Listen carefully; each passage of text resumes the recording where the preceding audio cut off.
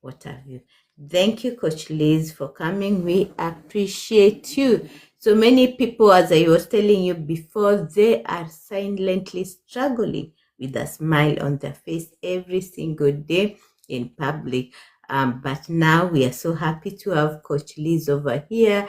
Is familiar to you. She has been coming over once in a while, and we are going to have a very powerful conversation today. Living with mental health disorder, the myths, and what have you. We are going to share the truth and create also awareness that can change people's life. So thank you so much, Coach Liz, for coming, and you are welcome. You're welcome. Feel welcome, and let's get started. You can talk a little bit about yourself as we get started with the questions. Yes, good morning, everybody. I am Behavior Talks, and I have been in the field of mental health for over, I would say, since 2016 is when I started, so about 10 years this year. And I have a degree in psychology. I have a master's in applied behavior analysis. And so I am clinically applied behavior analysis. And so I am a board certified behavior analyst. And what does that mean? That means I study environmental factors that influence behavior. I look at a lot of different components that affect people and how they behave. And one of those components is, again, the environment. A lot of the clients that I see are children, and specifically children that are diagnosed with autism spectrum disorder. 1 out of 32 children are diagnosed with autism spectrum disorder. And the purpose of me having this discussion with Coach is because although autism spectrum disorder affects children, adults also grow up from their childhood and they have autism. It doesn't go away. It is a developmental disorder. You can provide support, and you can provide teaching and training on how to cope with the diagnosis. And so this is the purpose of raising awareness, and also to enlighten people on how to successfully cope and thrive if they have mental health diagnosis. So that is the purpose of me being here. And my passion is driven by me wanting to understand how the brain and how psychology, which is the psyche, the mind, influences behavior. And I've always wanted to be a doctor. And so I am currently in school to get my PhD. And I want to specifically work around trauma-informed care. And so I want to read some statistics about trauma before we start, Coach. So a lot of people don't understand what trauma is. Trauma is any event that may alter your life in any way, financially. It may alter your life in a spiritual capacity, which the spirit and the soul is connected to our psyche. And trauma can affect people in many different ways, and unresolved or unaddressed trauma can lead to mental health diagnosis. And so it says trauma impacts, God bless you. Trauma impacts mental health. It rewires the brain in the natural threat responses. So we naturally should have the adrenaline rush, which protects us from danger and signals danger when we need to get out of a place. However, when our adrenaline rush or our cortisol is heightened, it affects our body, and more importantly, our brain signals and sends neurons signals through our body that tells us how to respond. But when this capacity is affected by trauma, an event, or even grief can be traumatic for some people. It tells the brain either to slow down when it should be speeding up, or it may send brain fog. You may be talking and then forget what you're talking about. So all of these things are important to address because, like I said, unresolved trauma can rewire the brain and affect the way that you function, which can lead to a mental health diagnosis. Thank you so much, Liz, for that beautiful introduction, and you have put it into details. Thank you. So I have a few questions for you. And guys, if you come up with any question in the process, please write it down so that as we continue, we'll have question, you asking your own question. So what is the biggest myths people still believe about mental health disorders?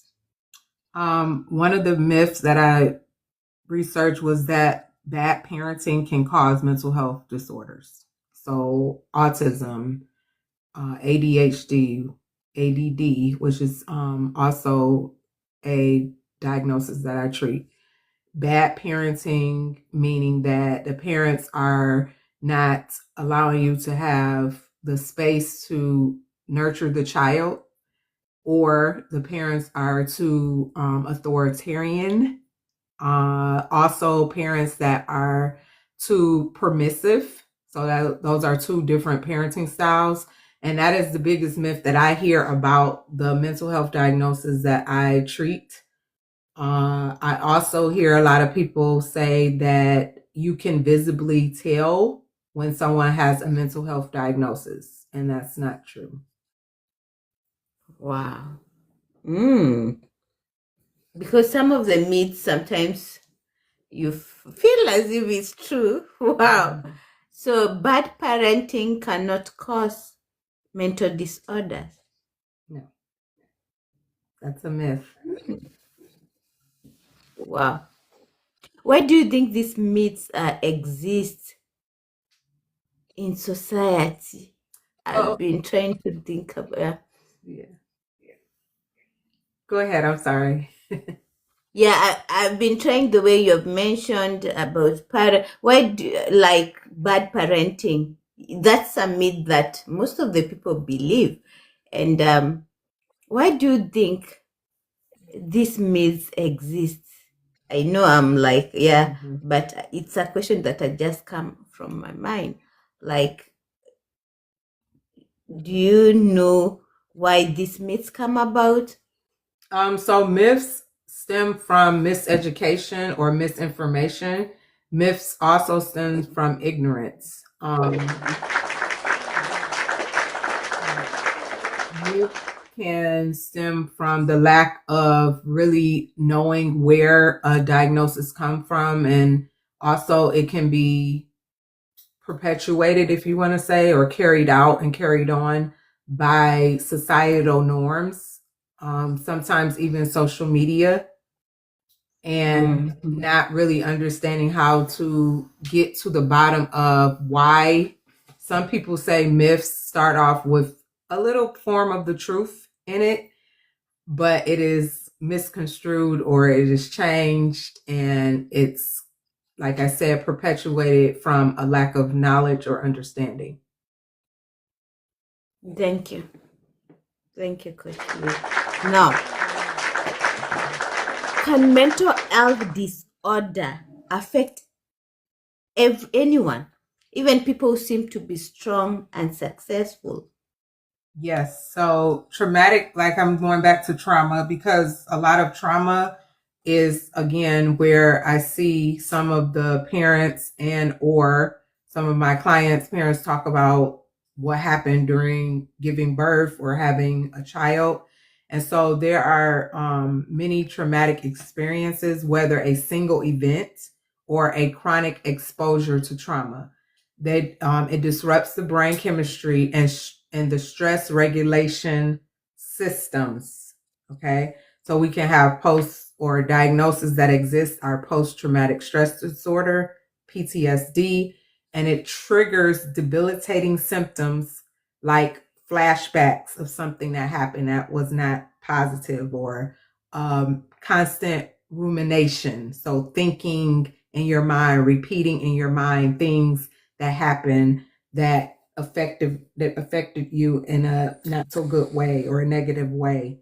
Also nightmares, and it also causes people to try to avoid anything related to that trauma. So if it's a location that they associate with the traumatic event, or maybe they are a military veteran and they were overseas and they were in combat. So trying to avoid those conversations about their service as a veteran, even avoiding talking about it if something flashes on the news and you're sitting with a family member and it just like kind of grips you and you're numb and you don't want to discuss it. So these are ways in which people allow trauma to block their ability to move forward. And then instead of having the tools or gaining the tools to move into a place of resilience, trauma begins to alter the brain function, disabling their ability to think. And also it can lead to cognitive fog. Sorry. Like a Can brain continue. fog. Have you ever sat somewhere and you're like, okay, I'm going into this room for one purpose. You go into the room, you get in the room, and you're like, what did I come in this room for? That is called cognitive fog. And that could be from just being tired. But what I'm saying is unresolved trauma can lead to mental health disabilities. And it says in terms of a disability, one, according to the facts that I'm reading, the CDC, Center for Disease Control and Prevention, which is located here in Atlanta, Georgia, 1 out of 4 adults currently live with a disability. Okay. So if you think of family members, if you think of coworkers, and you're in a group of 5 adults, okay, someone in that group, or 4 adults, someone in that group has a disability. Okay. And we will not always, again, be able to visibly understand it or visibly see it. It does not mean that they can't live a successful and functional life. It just means 1 in 4 adults, according to the Center for Disease Control, has a disability. Thank you. Thank you. So even people who are successful can be affected, but it doesn't mean it can interrupt the way they're doing things. It can interrupt, yes, but they're able to do their job, they're able to do their work as usual. Is that what you mean? Yes, ma'am. Okay, thank you. So can social media affect, because now you're talking about somebody maybe repeatedly thinking about an incident that happens. How can we relate it with social media? Can we relate it with social media? So again, social media is where we get a lot of our information today in our society globally, not just, I'm here in Georgia, but you're where you are, and some people that are watching, your audience seems to be international audience. And so what we see and what is marketed and what flashes in front of us sometimes is what sticks in our mind. And to see a commercial or to see something that we even purchase at the store, according to marketing strategies and advertisements, you have to flood people's mind with that image or flood people's mind with that ad for multiple times in order for it to influence their purchase. So think about social media. Some people are on the internet all day. They make finances from social media. They make content on social media. And so seeing these ads, seeing this information, seeing this, the facts or the myths influences their belief and understanding. And so with social media, if it's not something that you can fact check, so don't just believe what you hear, even me, you can fact check me. Without doing that, There we go. That's how the myths start. And to make sure that it is accurate information, we can always go back to the source, but sometimes people don't want to do that. They want to keep the myths going, or the Going. yeah, Yeah. People about like the lies. People yeah. really love lies. So, is it true that people can just snap out of condition like depression or anxiety? Mhm. What would you believe? Someone who believes this, that they can just come out of it. So when you say snap out of it or come out of it, that means to me that they don't want to address what the cause is. And as a behavior analyst, that's what I study and understand, the why behind behavior and the cause of why someone is behaving the way that they are. One thing you could do in terms of trying to snap out of it, you can go seek help. You can talk to a community of believers. If your belief is in Christ, if you believe in God, if you believe in a higher being, if you believe in something greater than you to address what you're going through, you can seek help. You can pray. There are many factors that help combat mental health diagnosis. And that just means you have to form a community, or talk to a clinician, talk to someone that you trust that has professional training on how to treat the traumatic event, or the things that affect you from the traumatic event. And so when we talk about treating mental health, we're not always talking about going to talk therapy. So talk therapy is the traditional way in terms of like seeing a psychologist, but psychologists, psychiatrists, behavior analysts, therapists, we all have different modes that we learn of therapeutic methods to treat, depending on what the diagnosis is. We have the therapeutic method and should have an empirical therapeutic method. That means something that is research based, not just coming out of the top of our head, or coming from what we think or read in on social media or even on the internet. But it's a therapeutic method that has been tested and tried, and it's clinically backed and researched. And so, for instance, CBT is a excellent way to treat ADHD and ADD, cognitive behavior therapy, because it goes to what the root of your thinking, why are you thinking, and why do you have a train of thought or a pattern of thought, and addresses again the myths, the misinformation, and sometimes the drama that relates to your trauma. So family issues can also contribute to trauma. We talked about parents. Parents are bad parenting does not contribute to ADD, ADHD, or ASD, autism spectrum disorder, but family drama or family trauma can lead to mental health diagnosis.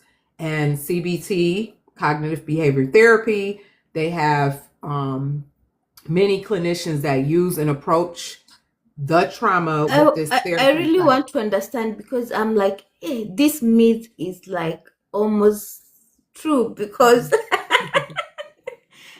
you're talking about trauma. At the same time, the people who maybe brought the trauma might be the parents, right? You're right. Yep. So I'm trying to We can't choose who we come into this world and are a part of. We can't choose our family, and we can't choose the life that we live in terms of the experiences that happen. And that is my belief personally, that some things are out of our control, and we just have to learn to line up with our purpose and our passion, as you discuss often, and use the pain of trauma or the experience of trauma to shape our purpose, and take your purpose to power. Switch and shift your pain to purpose and your purpose to power. Sure. Guys, if you have any questions, please write down. Write down if you don't understand what you're saying, feel free also to tell us so that we can use simple words if you wish. So thank you guys, the ones who are joining. Thank you for coming. Make sure you're liking the live stream, commenting, and sharing. We have Coach Liz over here. We're talking about living with mental health disorders. Living with mental health disorders. All right, Coach Liz, how does mental disorder actually develop in a person's life?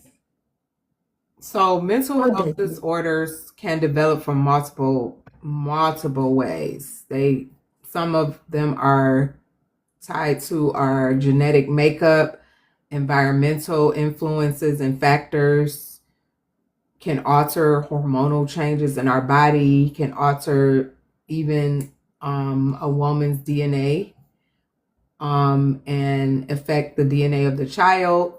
So it's many different mental health diagnoses that exist that may not be able to pinpoint exactly what caused them. And so there's correlational studies. That means it may not be the reason why, but it can be a correlation. It can be something related to. And so I have in front of me, this is called the DSM-5.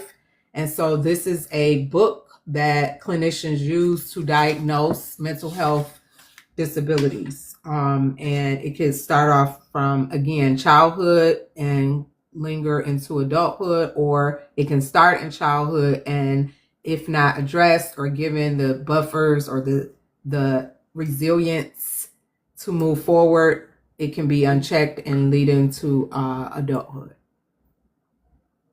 Thank you for that explanation. Now, I'm going to ask you a question. How can stress turn into a disorder if ignored? Can stress be turned to a disorder if it's ignored? Yes. So stress can not only affect your body, your hormones, your cortisol raises, which also could affect many different organs in your body. If not lowered, it can lead to illnesses. And if people have lived an independent life and they have a sudden change in their ability, change in their mobility, change even in their body, it affects the psyche. It affects your mind and how you see yourself and how you function. And so without having the right support, like I said, being able to talk to someone about your experience and what you're going through and giving ways to address the mental health symptoms. You can have symptoms without having a mental health disorder. So for instance, some symptoms of depression may exist. That doesn't mean that you are depressed. So you may have like a sluggish morning, or you may not want to jump out of bed. You may not feel your normal self because something that you're dealing with, maybe it's a loss of a loved one, maybe it's a loss of a job, any loss in your life. Maybe it's a loss of, again, mobility. Maybe it's a loss of sight. Maybe it's a loss of hearing, partial hearing. That does not mean that you have depression because you don't feel yourself every day, or you're going through a bout of just feeling down. So if it's not checked and you continuously get exposed to that, that is what could lead to a mental health disorder or diagnosis. Thank you for that. Are people with mental health disorders dangerous? As some people believe they're very, very dangerous. Sometimes maybe if they don't take their medication, they can Yes. be violent. So yeah, Instead of can love. You getting some love in this room, Coach. yeah. Well, thank you. They like what we're talking about. So Now, you're right. Okay, so one thing that I want to talk about related to not taking medication. Okay. So some people are not of the belief in pharmaceutical medication, or they've tried pharmaceutical medication and it's not giving them the results that they want. So always understanding that the relationship between a doctor or physician and a patient is very key. letting them know what's working and not working. However, understanding that pharmaceutical drugs have side effects. So if you are taking, wow, thank you. That's a beautiful gift, Coach. Thank you. Yeah. Thank you for elevating the room. If you are taking pharmaceutical drugs and you don't see results, letting your doctor know and addressing it until you get the solution that you want, but understanding that exercise, vitamin D, all of these other natural things that we can do to help our body and to shift our mood is important. So not saying that don't take your medication, because you have to stay under the perimeters of whatever your doctor has prescribed or helped you, because that's a relationship built already with the physician. And if there's someone that knows you and know your body, then of course you want to adhere to what professionals are recommending. However, we still want to take time to address the natural ways in which we can help ourselves. So breath work, taking a deep breath, sitting straight up. And I have a simple technique that I use to lower the stress from maybe work or maybe a relationship. So I sit with my legs right in front of me, facing forward, and I elevate my hands and I bring them down. And as I'm elevating my hands, I'm breathing in and out, and I'm taking large breaths going up, and I'm exhaling coming out. And a therapist actually taught me this too, because I used to work with other therapists and mental health counselors. The breath resets stress. So if you feel your body elevating in a way that's not a good energy source, you want to stop, relax, and breathe in.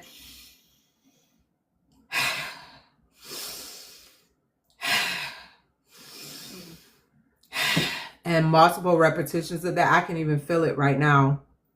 Brings calm and brings you back to rational thinking.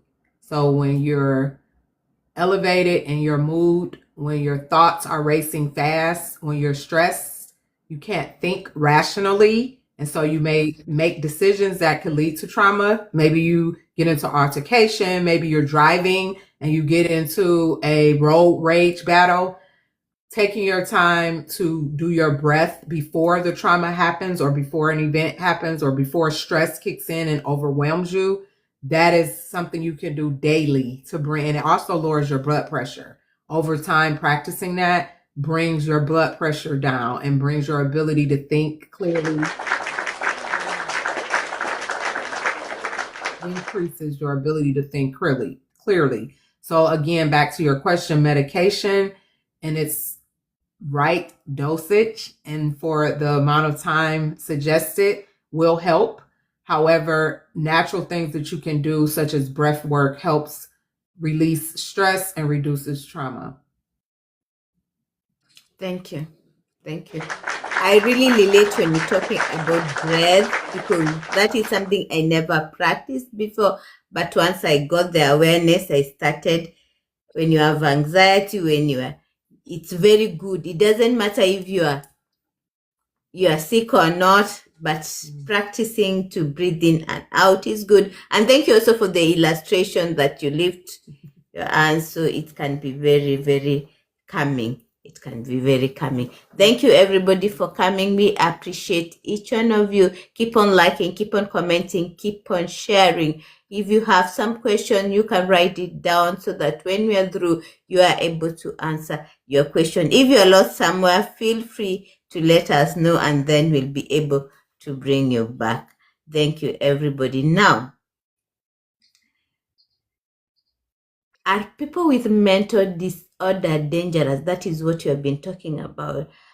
But how important is therapy compared to medication or personal coping strategies? So coping strategies are very important, because even with medication, you still need to have the strategies to cope in case you experience something related to that traumatic event, something similar. For instance, I talked about road rage briefly, but if you're in a car and you're driving and certain things trigger your memory, or you're in a place and you remember that you got into a car accident, or maybe you were in a place and someone tried to cut you off and it led to an argument.